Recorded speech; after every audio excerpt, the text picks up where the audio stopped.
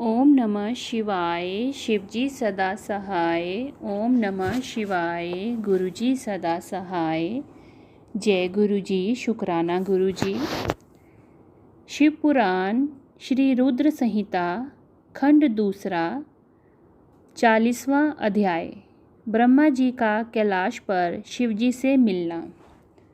नारद जी ने कहा, हे महाभाग्य, हे विदाता, हे महाप्राण, आप शिव तत्व का ज्ञान रखते हैं। आपने मुझ पर बड़ी कृपा की जो इस अमृतमयी कथा का श्रवण मुझे कराया।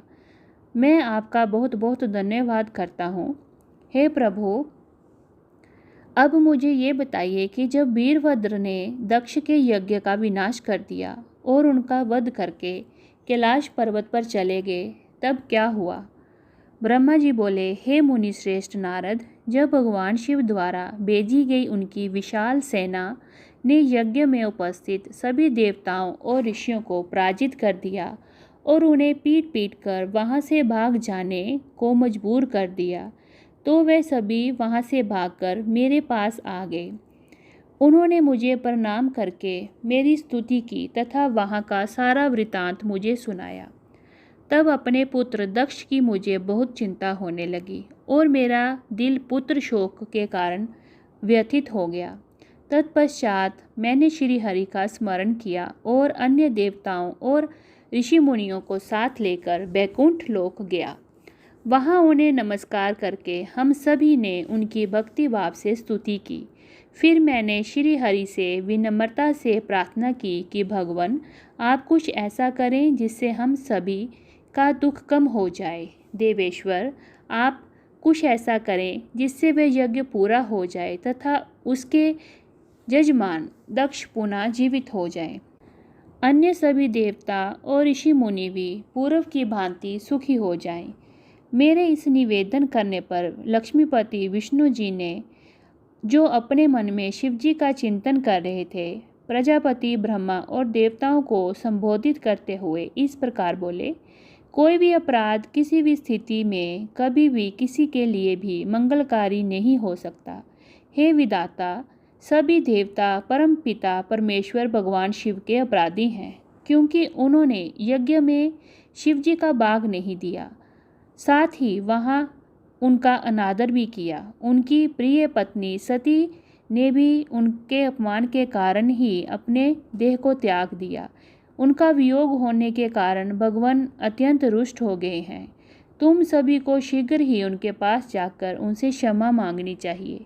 भगवान शिव के पैर पकड़कर उनकी स्तुति करके उन्हें प्रसन्न करो, क्योंकि उनके कुपित होने से संपूर्ण जगत का विनाश हो जाता है। दक्ष ने शिवजी के लिए अपशब्द कहकर उनके हृदय को विदीर्ण कर दिया है, इसीलिए उनसे अपने अपराधों के लिए क्षमा मांगो। उन्हें शांत करने का यही सर्वोत्तम उपाय है। वे वक्त बत्सल हैं। यदि आप लोग चाहें तो मैं भी आपके साथ चलकर उनसे क्षमा याचना करूँगा।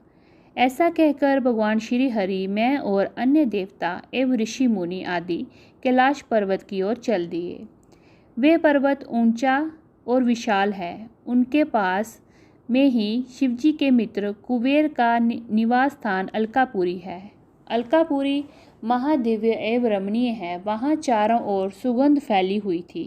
अनेक प्रकार के पेड़ पौधे शोभा पा रहे थे। उसी के बाहरी भाग में परम पावन नंदा और अलकनंदा नदियाँ बहती हैं। इनका दर्शन करने से मनुष्य को सभी पापों से मुक्ति मिल जाती है। हम लोग अलकापुरी से आगे उस विशाल बट वृक्ष के पास पहुँचे, यहाँ दिव्य योगियों द्वारा पूजित भगवान शिव विराजमान थे। वह बट वृक्ष 100 योजन लंबा था और उसकी अनेक शाखाएं 75 योजन तक फैली हुई थीं। वह पवन पावन तीर्थ स्थल है। यहाँ भगवान शिव अपनी योग आराधना करते हैं। उस बट वृक्ष के नीचे महादेव जी के चारों ओर उनके गण थे और यज्ञों के स्वामी कुबेर भी बैठे थे। तब उनके निकट पहुंचकर विष्णु आदि समस्त देवताओं ने उनको अनेकों बार नमस्कार कर उनकी स्तुति की। उस समय शिवजी ने अपने शरीर पर भस्म लगा रखी थी और वह कुशासन पर बैठे थे और ज्ञान का उपदेश वहाँ उपस्थित गणों को दे रहे थे। उन्होंने अपना बायां पैर अपनी दाईं जांघ पर रखा था और बाएं हाथ को बाएं पैर पर रखा था। उनके दाएं हाथ में रुद्राक्ष की माला थी।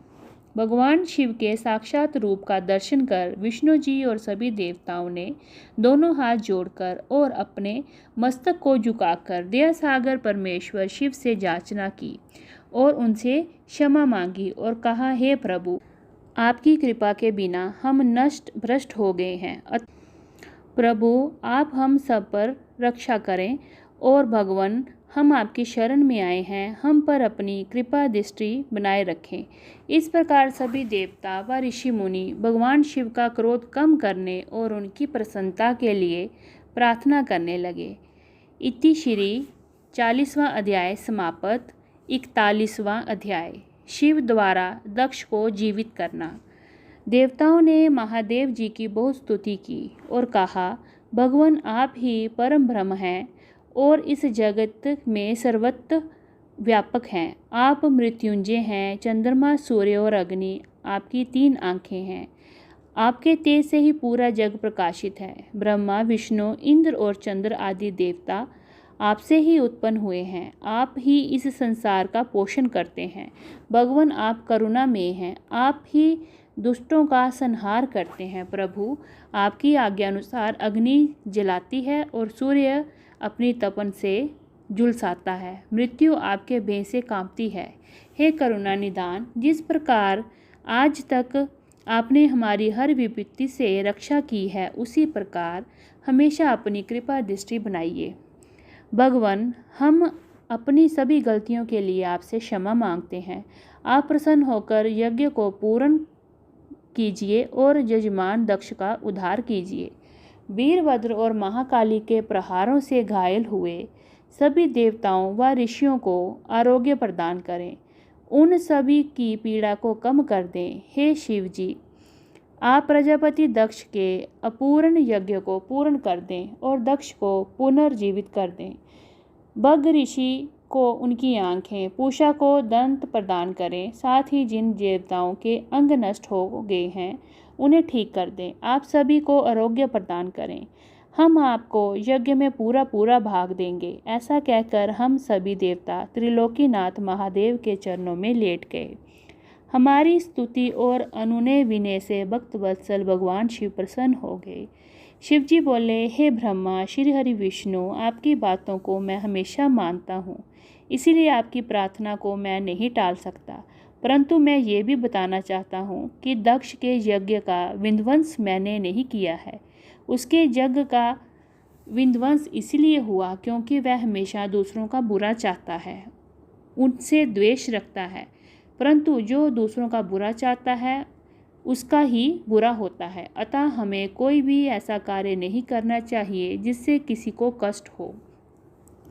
तुम्हारी प्रार्थना से मैंने तुम्हें क्षमा कर दिया है और तुम्हारी विनती मानकर मैं दक्ष को जीवित कर सकता हूँ। परंतु दक्ष का मस्तक अग्नि में जल गया है, इसीलिए उनके सिर के स्थान पर बकरे का सिर जोड़ना पड़ेगा।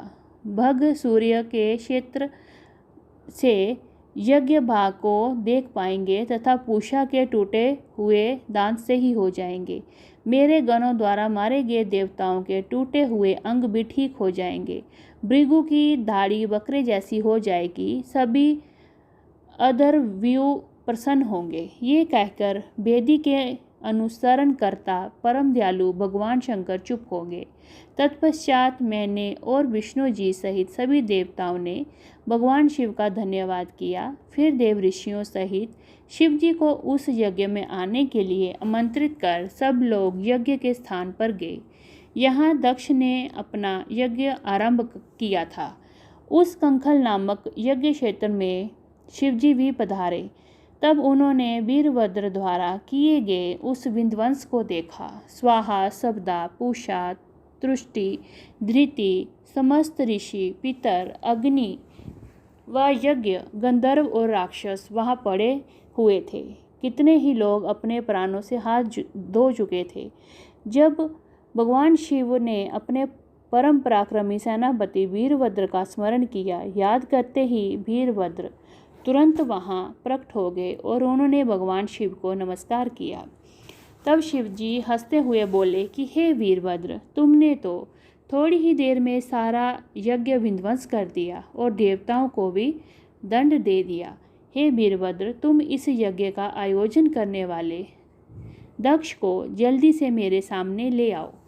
भगवान शिव की आज्ञा पाकर वीरभद्र गए और दक्ष का शरीर वहां लाकर रख दिया, परंतु उसमें सिर नहीं था। दक्ष के शरीर को देखकर शिवजी ने वीरभद्र से पूछा कि दक्ष का सिर कहाँ है। तब वीरभद्र ने बताया कि दक्ष का सिर काटकर उसने यज्ञ की अग्नि में ही डाल दिया था। तब शिवजी के आदेशानुसार बकरे का सिर दक्ष के धड़ में जोड़ दिया गया। जैसे ही शिवजी की कृपा दृष्टि दक्ष के शरीर पर पड़ी, वह जीवित हो गया। दक्ष के शरीर में प्राण आ गए और वह इस प्रकार उठ बैठा जैसे गहरी नींद से उठा हो। उठते ही उसने अपने सामने महादेव जी को देखा। उसने उठकर उन्हें प्रणाम किया और उनकी स्तुति करने लगा। उसके हृदय में प्रेम उमड़ आया और उसके प्रसन्नचित्त होते ही उसका कलुषित हृदय निर्मल हो गया। तब दक्ष को अपनी पुत्री का भी स्मरण हो गया और इस कारण दक्ष बहुत लज्जित महसूस करने लगा।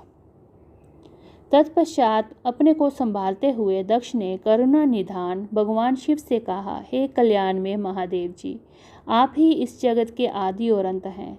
आपने ही इस सृष्टि की रचना का विचार किया है। आपके द्वारा ही हर जीव की उत्पत्ति हुई है। मैंने आपके लिए अपशब्द कहे और आपको यज्ञ में भाग भी नहीं दिया। मेरे बुरे वचनों से आपको बहुत चोट पहुंची है, फिर भी आप मुझ पर कृपा कर जहाँ मेरा उद्धार करने आ गए। भगवान, आप ऐश्वर्य से संपन्न हैं, आप ही परमपिता परमेश्वर हैं। प्रभु, आप मुझ पर एवं यहाँ उपस्थित सभी जनों पर प्रसन्न होइए और हमारी पूजा अर्चना को स्वीकार कीजिए। ब्रह्मा जी बोले, नारद, इस प्रकार भगवान शिव की स्तुति करने पर दक्ष चुप हो गए। तब श्री विष्णु जी ने भगवान शिव की बहुत स्तुति की। तत्पश्चात मैंने भी महादेव जी की बहुत स्तुति की। भगवान, आपने मेरे पुत्र दक्ष पर अपनी कृपा दृष्टि की और उसका उद्धार किया। देवेश्वर, अब आप प्रसन्न होकर सभी शापों से हमें मुक्ति प्रदान करें। महामुनि, इस प्रकार महादेव जी की स्तुति करके हम दोनों हाथ जोड़कर और सिर झुकाकर खड़े हो गए। हम सभी देवता गणों की स्तुति सुनकर भगवान शिव प्रसन्न हो गए और उनका मुख खिल गया। तब वहां उपस्थित इंद्र सहित सभी सिद्धों, ऋषियों और प्रजापतियों ने भी भक्त वत्सल करुणा निधान भगवान शिव की अनेकों बार स्तुति की। यज्ञशाला में उपस्थित अनेक उपदेवों, नागों तथा ब्राह्मणों ने भगवान शिव को प्रणाम किया तथा उनका प्रसन्न मन से स्तवन किया। इस प्रकार सभी देवों के मुख से अपना स्तवन सुनकर भगवान शिव को बहुत संतोष प्राप्त हुआ। इति श्री 41वां अध्याय समाप्त। 42वां अध्याय, दक्ष का यज्ञ को पूर्ण करना। ब्रह्मा जी कहते हैं, नारद मुनि, इस प्रकार श्री हरि मेरे देवताओं एवं ऋषि मुनियों की स्तुति से भगवान शंकर बहुत प्रसन्न हुए। वह हम सबको कृपा दृष्टि से देखते हुए बोले, प्रजापति दक्ष, मैं तुम सभी पर प्रसन्न हूँ। मेरा अस्तित्व सबसे अलग है। मैं स्वतंत्र ईश्वर हूँ, फिर भी मैं सदैव अपने भक्तों के अधीन रहता हूँ। 4 प्रकार के पुण्यात्मा मनुष्य ही मेरा भजन करते हैं। उनमें पहला आर्त, दूसरा जिज्ञासु, तीसरा अर्थार्थी और चौथा ज्ञानी है। परंतु ज्ञानी को ही मेरा खास सानिध्य प्राप्त होता है, उसे मेरा ही स्वरूप माना जाता है। वेदों को जानने वाले परम ज्ञानी ही मेरे स्वरूप को जानकर मुझे समझ सकते हैं। जो मनुष्य कर्मों के अधीन रहते हैं और वे मेरे स्वरूप को नहीं पा सकते। इसीलिए तुम ज्ञान को समझकर शुद्ध हृदय एवं बुद्धि से मेरा स्मरण कर उत्तम कर्म करो। हे दक्ष, मैं ही ब्रह्मा और विष्णु का रक्षक हूँ। मैं ही आत्मा हूँ। मैंने ही संसार की सृष्टि की है। मैं ही संसार का पालन करता हूँ। मैं ही दुष्टों का नाश करने के लिए संहारक बन उनका विनाश करता हूँ। बुद्धिहीन मनुष्य जो कि सदैव संसारिक बंधनों और मोह माया में फंसे रहते हैं, कभी भी मेरा साक्षात्कार नहीं कर सकते। मेरे भक्त सदैव मेरे ही स्वरूप का चिंतन एवं ध्यान करते हैं। हम तीनों अर्थात ब्रह्मा, विष्णु एवं रुद्रदेव एक ही हैं। जो मनुष्य हमें अलग ना मानकर हमारा एक ही स्वरूप मानते हैं, उसे सुख, शांति और समृद्धि की प्राप्ति होती है। परंतु जो अज्ञानी मनुष्य हम तीनों को अलग अलग मानकर हम में भेदभाव करते हैं, वे नरक के भागी होते हैं। हे प्रजापति दक्ष, यदि कोई श्री हरि का परम भक्त मेरी निंदा या आलोचना करेगा, या मेरा भक्त होकर ब्रह्मा और विष्णु का अपमान करेगा, उसे निश्चय ही मेरे कोप का भागी होना पड़ेगा। तुम्हें दिए गए सभी शाप उसको लग जाएंगे। भगवान शिव के इन वचनों को सुनकर सभी देवताओं, ऋषि मुनियों तथा श्रेष्ठ विद्वानों को हर्ष हुआ तथा दक्ष भी प्रभु की आज्ञा मानकर अपने परिवार सहित शिव जी की भक्ति में मग्न हो गया। सब देवता भी महादेव जी का गुणगान करने लगे। वे शिव भक्ति में लीन हो गए और उनके भजनों को गाने लगे। इस प्रकार जिस प्रकार से भगवान शिव की स्तुति और आराधना की, भगवान शिव ने प्रसन्नतापूर्वक उसे ऐसा ही वरदान दिया। तत्पश्चात भक्तवत्सल भगवान शंकर जी से आज्ञा लेकर प्रजापति दक्ष ने अपना यज्ञ पुनः आरंभ किया। उस यज्ञ में उन्होंने सर्वप्रथम शिव जी का भाग दिया। सब देवताओं को भी उचित भाग दिया गया। यज्ञ में उपस्थित सभी ब्राह्मणों को दक्ष ने सामर्थ्य के अनुसार दान दिया। महादेव जी का गुणगान करते हुए दक्ष ने यज्ञ के सभी कर्मों को भक्तिपूर्वक संपन्न किया। इस प्रकार सभी देवताओं, मुनियों और ऋषियों ने अपने सहयोग से दक्ष का यज्ञ सानंद संपन्न पूरा किया। तत्पश्चात सभी देवताओं और ऋषि मुनियों ने महादेव जी के यश का गान किया और अपने अपने निवास की ओर चले गए। वहां उपस्थित अन्य लोगों ने भी शिव जी से आज्ञा मांगकर वहां से प्रस्थान किया। तब मैं और विष्णु जी भी शिव वंदना करते हुए अपने अपने लोक को चल दिए। दक्ष ने करुणा निधान भगवान शिव को अनेकों बार स्तुति की और शिव जी को बहुत प्रसन्न मन से सम्मान दिया। तब वे भी प्रसन्न होकर अपने गणों को साथ लेकर कैलाश पर्वत पर चल दिए। कैलाश पर्वत पर पहुंचकर शिव जी को अपनी प्रिय पत्नी देवी सती की याद आने लगी। महादेव जी ने वहां उपस्थित गणों से उनके बारे में अनेक बातें की। वह उनको याद करके व्याकुल हो गए। हे नारद, मैंने तुम्हें सती के परम अद्भुत और दिव्य चरित्र का वर्णन सुनाया। ये कथा भोग और मोक्ष प्रदान करने वाली है।